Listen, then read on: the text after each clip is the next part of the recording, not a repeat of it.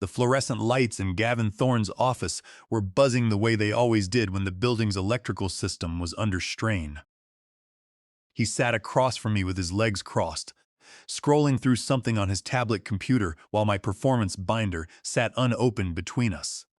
7 years of documented results, client testimonials, and system architecture blueprints that I had spent 2 weeks compiling, and this man had not even cracked the cover. "I appreciate you putting this together, Walter," Gavin said without looking up. "But we have decided to go in a different direction for the infrastructure director role. Owen Sinclair will be stepping into the position starting next quarter. We think his fresh perspective and modern cloud-first approach is what the department needs going forward." Owen Sinclair, 28 years old, had been at Thorne Financial for 14 months. He could not tell you the difference between a load balancer and a lunch break if his quarterly bonus depended on it. But he had a prestigious degree, a wardrobe that looked like a tech startup catalog, and the kind of confidence that comes from never having been responsible for anything that actually mattered. I kept my expression steady. 15 years in the Army teaches you that. When you have sat across from a commanding officer telling you your squad is being redeployed for another rotation, some manager in a slim fit blazer does not exactly rattle your composure. "Understood," I said. "I appreciate you letting me know." Gavin finally looked up, clearly relieved I was not making a scene. "Great. Glad we are aligned. Oh, and the Pinnacle Bank migration is still on track for this weekend, right? Their chief technology officer has been calling me directly, which is a little uncomfortable. I need you to make sure that goes flawlessly." I picked up my binder and walked out. My name is Walter Bennett. I am 54 years old. And for 7 years, I was the person who kept Thorne Financial's entire technology infrastructure from collapsing. Not the person who presented at board meetings. Not the person whose name appeared on press releases when we landed new clients. I was the one who answered the phone at 2 in the morning when servers crashed, who rebuilt our disaster recovery systems from scratch after the previous director quit mid-contract, and who personally maintained relationships with every major banking client that trusted us with their data. I came to Thorne Financial after my Army career ended and my marriage ended with it. Helen could not take another deployment, another missed anniversary, another phone call at midnight pulling me away from our daughter's life. The divorce was clean, but it gutted me. Chloe was 13 when I signed the papers, and the look on her face when I explained that her father was going to have a different house now still wakes me up some nights.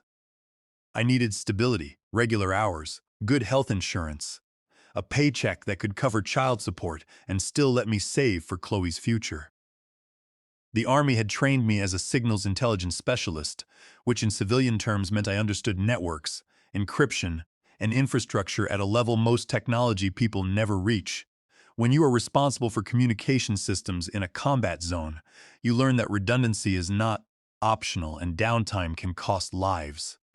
Different stakes in corporate America? Sure, but the discipline transfers. Thorne Financial was a disaster when I started. The previous director ran the network like a personal playground with zero documentation and passwords stored in a spreadsheet on his desktop. When he left, the company was losing clients due to frequent system failures. I spent my first 8 months working 14-hour days, rebuilding the network from the ground up and documenting every process. I created runbooks and wrote a 380-page operations manual organized like Army field manuals so anyone could find answers fast at 3 in the morning. The Pinnacle Bank account was our crown jewel, a $26 million annual contract to manage their entire digital banking infrastructure.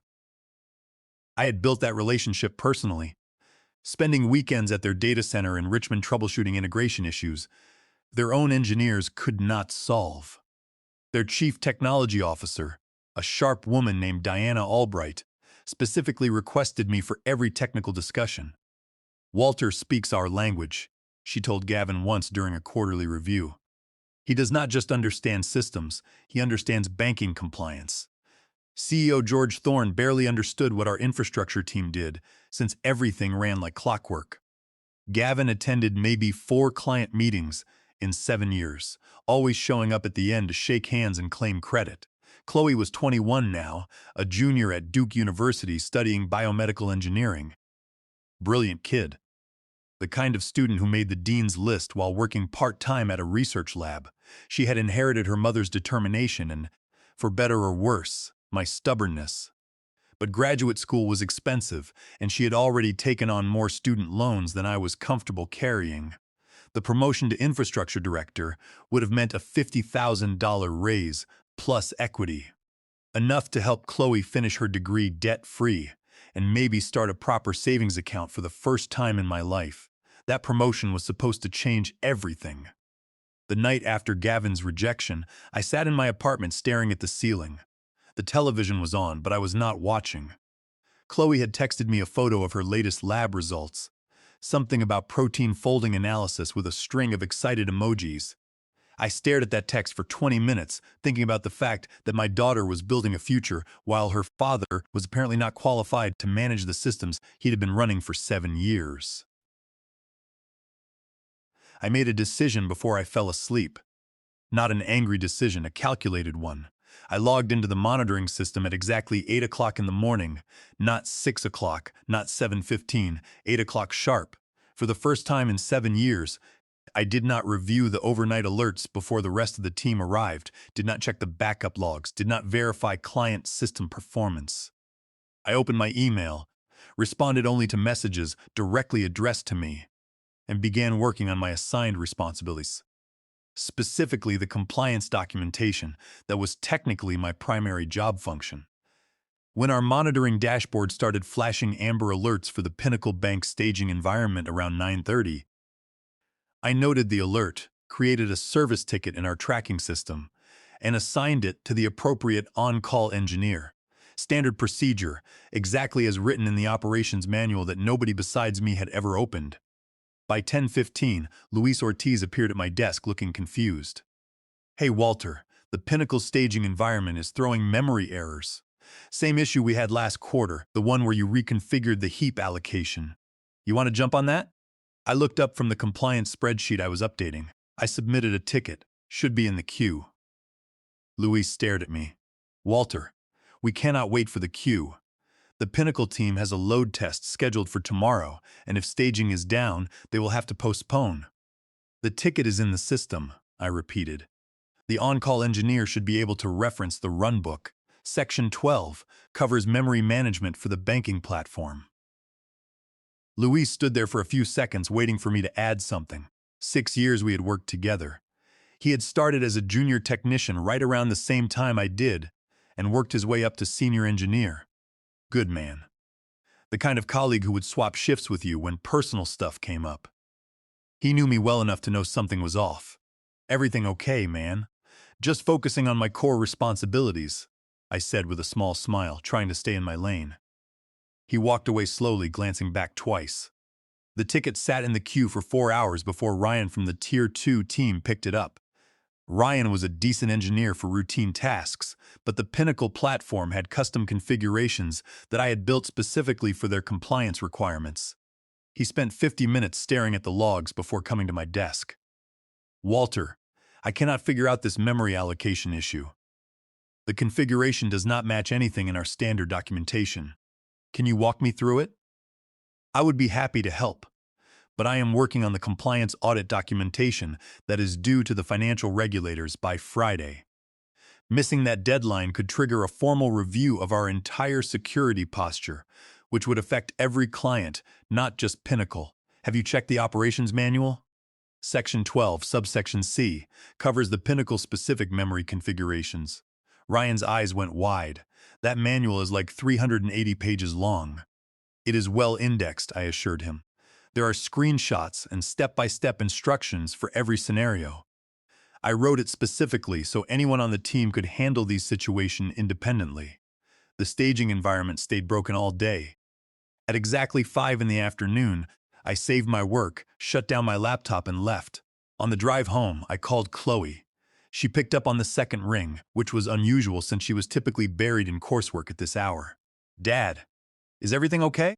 You never call on a Tuesday." "Just wanted to hear your voice," I said. "How is the lab going?" She launched into a 10-minute explanation of her research project that I only half understood, but completely loved hearing her speak. Something about using machine learning to predict protein structures for drug development. The excitement in her voice reminded me of Helen when she used to talk about her teaching before the deployments wore that excitement away. "Dad, you sound different," Chloe said when she finally paused for breath. "Did something happen at work?" I thought about how to explain workplace politics to a 21-year-old who still believed the world rewarded hard work. Just realized my time is worth more than I have been charging for it. She laughed. "About time, old man." When I checked my work phone after we hung up, there were 27 missed calls and 36 unread messages. Diana Albright's team had discovered the staging environment was still down and had escalated directly to Gavin. Gavin had tried to escalate to Owen Sinclair, our shiny new infrastructure director, who had responded with a suggestion to reboot the servers. Rebooting the Pinnacle banking platform without following the proper shutdown sequence would have corrupted 4 days' worth of transaction logs and triggered an automatic regulatory audit. Luis had caught the order just in time and refused to execute it. I set the phone on my kitchen counter and made myself dinner for the first time in months instead of eating takeout at my desk. By Wednesday morning, the situation had escalated significantly. I arrived at precisely 8 o'clock in the morning to find the office in visible disarray. Owen Sinclair was standing in the server room doorway with his laptop, looking like a college student who had wandered into the wrong exam. 3 engineers were arguing about the Pinnacle memory configuration, while a 4th was on the phone with what sounded like an increasingly irritated client. The staging environment was still down. Diana Albright's team had postponed their load test, which meant the production migration, scheduled for Saturday, was now in jeopardy. A $26 million annual contract hanging by a thread because nobody had read Section 12C of a manual I had written 4 years ago. I settled at my desk and opened the audit files. Gavin appeared at my workstation at 9:30, looking like he had not slept. His usual polished appearance was cracked, tie crooked, shirt wrinkled in a way that suggested he had changed in his office. "Walter, we need to talk about the Pinnacle situation." "Of course, how can I assist you?" "Diana Albright called me directly at 11 o'clock last night. She is threatening to invoke the contract's service-level penalties if staging is not operational by end of business today. That is a $400,000 penalty per incident. Do you understand what that means?" I nodded thoughtfully. "That sounds serious. Has Owen been able to diagnose the issue?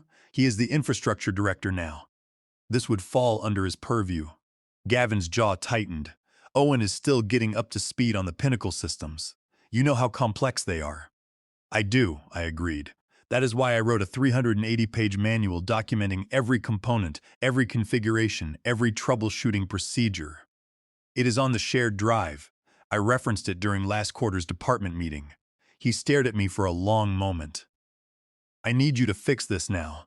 I turned my monitor so he could see the compliance spreadsheet. "I would, but this documentation is due to the financial regulators by Friday." "Can't you do both?" "Not without working outside my contracted hours," I said evenly. "And I have decided to maintain better work-life balance. My daughter has been telling me I work too much, and she is right." Gavin's hands were actually shaking. He turned and walked away without another word. That evening, I drove to Chloe's campus. She was not expecting me, so the surprise on her face when she opened her dorm room door was worth the 2-hour drive. "Dad, what are you doing here? Is everything okay?" I held up a bag from her favorite Thai restaurant. "Thought you might want dinner with your old man." We sat on the floor of her tiny dorm room eating pad thai and talking about everything. Her research, her roommate drama, a boy in her organic chemistry class who kept asking her to study together.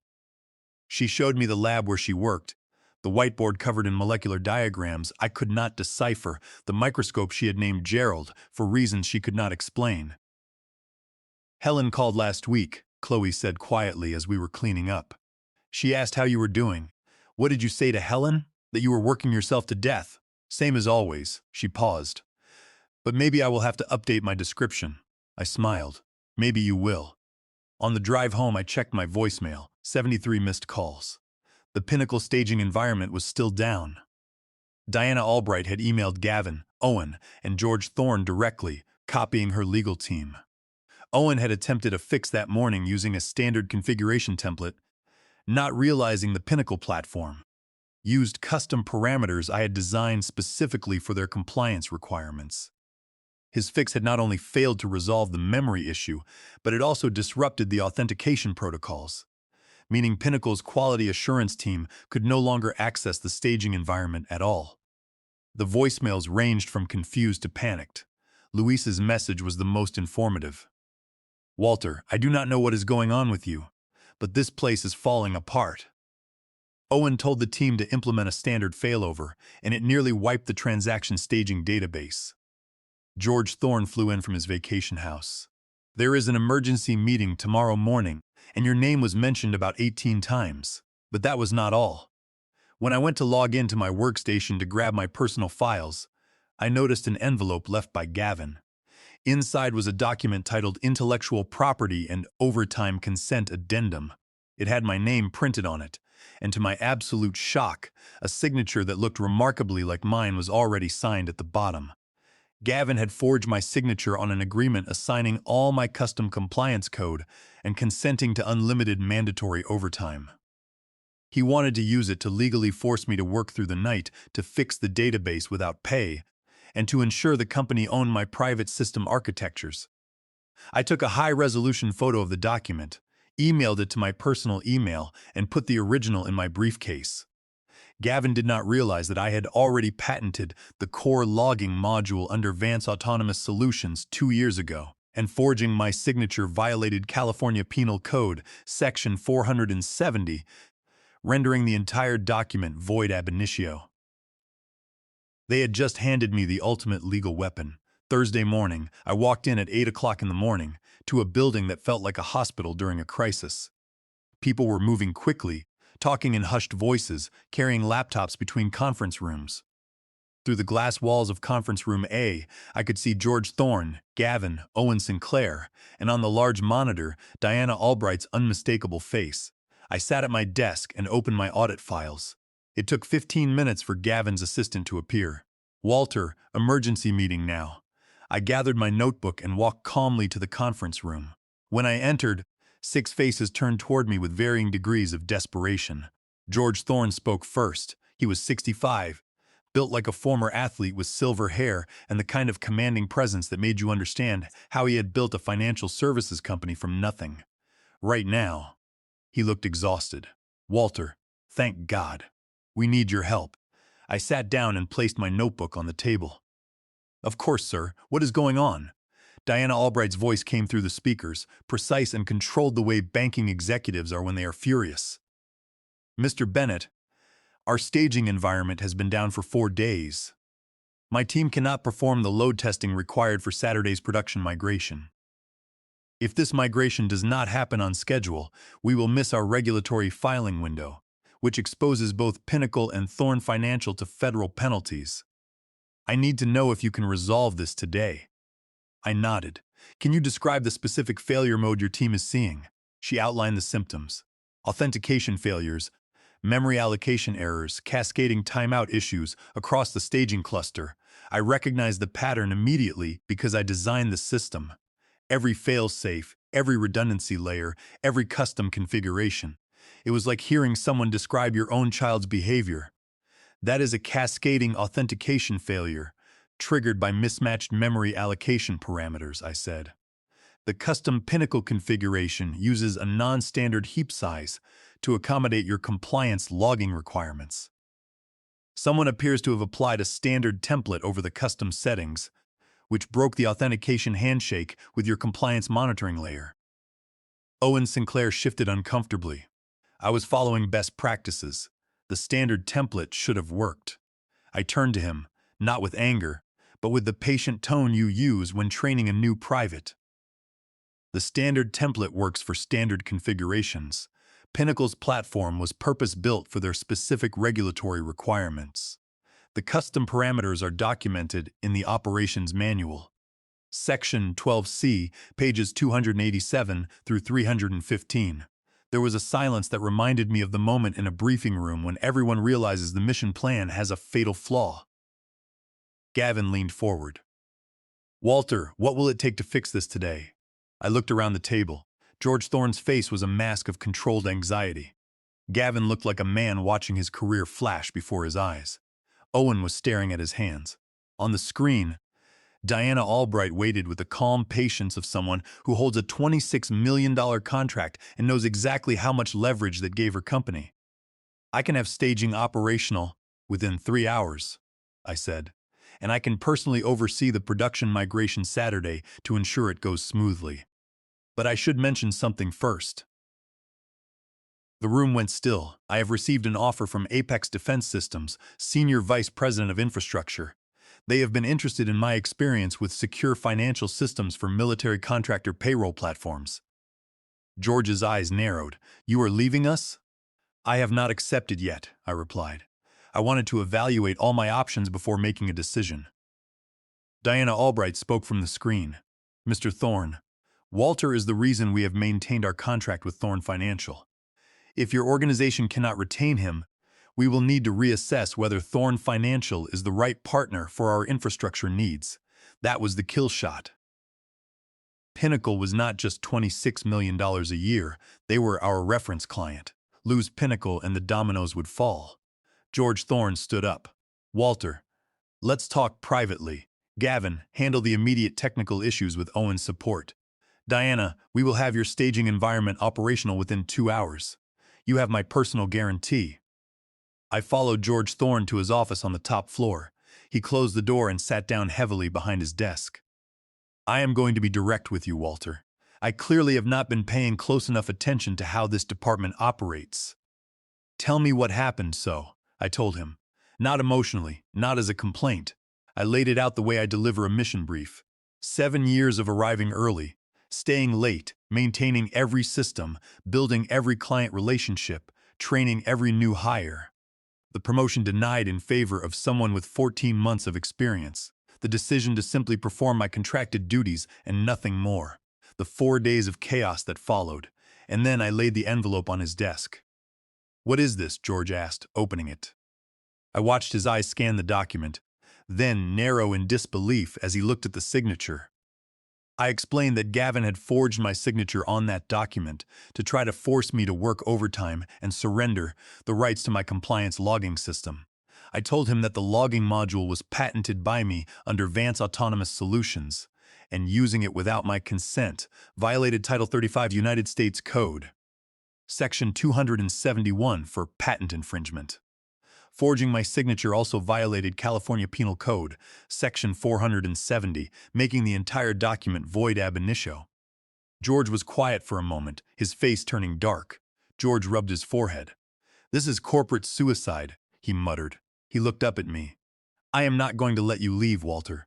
I am creating a new position, Chief Technology Officer, reporting directly to me, not through Gavin. $195,000 base salary plus performance bonuses tied to client retention and system uptime.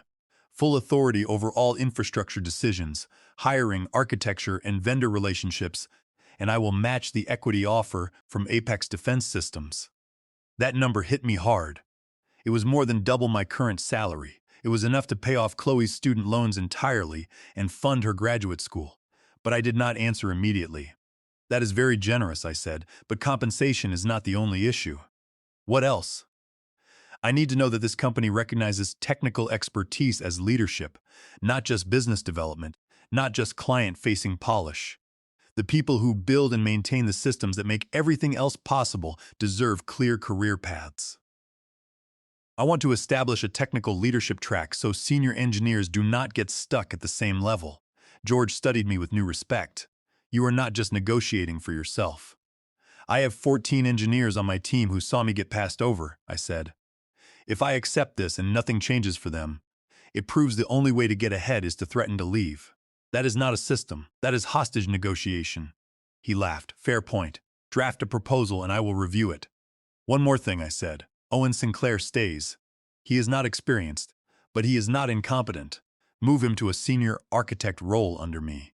Give him 3 years to learn the infrastructure, and then we can reassess." That is generous considering he took your job. I shook my head.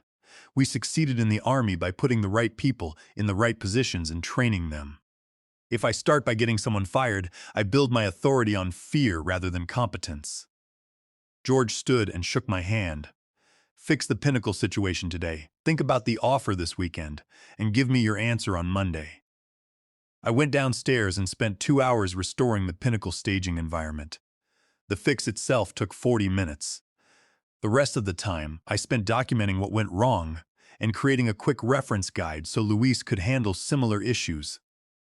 When I logged in Saturday morning for the migration, Luis was already online. "Everything is green," he typed. "Your documentation is scary good." The migration went flawlessly, and Diana Albright emailed George to commend my work without mentioning Gavin or Owen. Sunday morning, Chloe called while I was drinking coffee on my balcony.